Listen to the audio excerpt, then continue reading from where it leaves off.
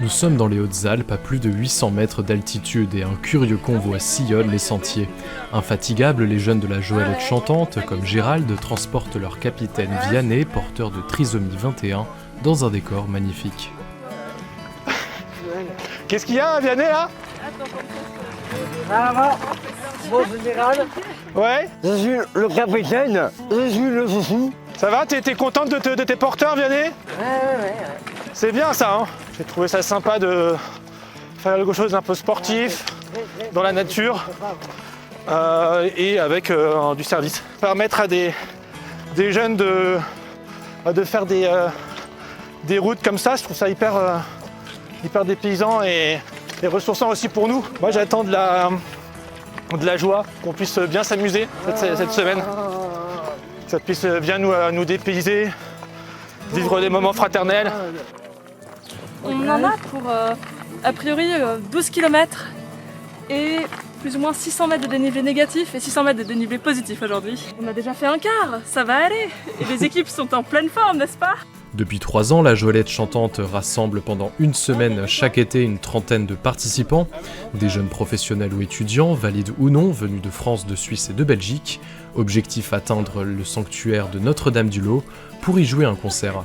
Alban est le responsable de cette édition 2026. Donc la Joëlette chantante, c'est la réunion de la marche avec des joëlettes, des fauteuils roulants de randonnée, du chant, d'un pèlerinage spirituel, et tout ça dans un cadre de naturel. Parmi nous, il y a 4 participants à mobilité réduite, qu'on surnomme les capitaines. Pourquoi? Pour qu'on vive tous ensemble une semaine entre amis, au-delà de cette différence du handicap. Bientôt, je vous le cache pas, on arrive bientôt dans le délai.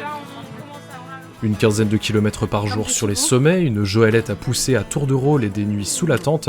C'est un vrai défi physique et fraternel que ces jeunes sont venus relever, comme Sixtine. Moi, ce qui m'a marqué de la première Joëlette, j'y arrivais, je connaissais personne.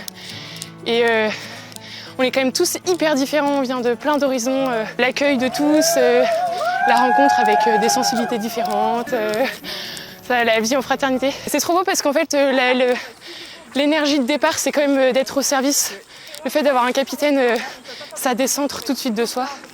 Et du coup, je trouve que les relations sont tout de suite plus simples, plus vraies, plus belles. C'est ce que je cherchais aussi, le côté pèlerinage. Justement, la vie en fraternité, c'est pas juste c'est sympa d'être ensemble. C'est qu'en fait, c'est apprendre à mettre Jésus au milieu de nous. Je pense qu'on tiendrait pas si on savait pas que le but à la fin, c'est quand même un sanctuaire. Si on n'avait pas la vie de foi qui nous unit, je pense qu'honnêtement, on aurait arrêté en bas de la montée. Et après la marche viennent les répétitions de chant pour les capitaines et leurs accompagnants. Un temps émouvant pour Manon et son capitaine Vianney.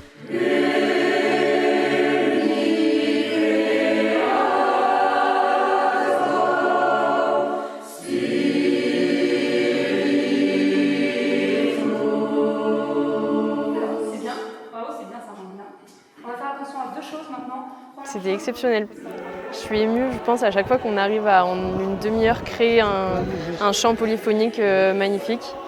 J'ai été heureuse de pouvoir aider donc Vianney, qui est juste derrière moi, à monter toutes nos jolies côtes et juste partager des moments spirituels avec mon équipe. C'était un des plus beaux moments, je pense. J'espère continuer à se connaître les uns les autres en vérité. Oh, bien sûr. Poursuivre notre apprentissage des chants et avant tout bien se préparer pour le concert de la fin de Joëlette, qui j'espère sera beau.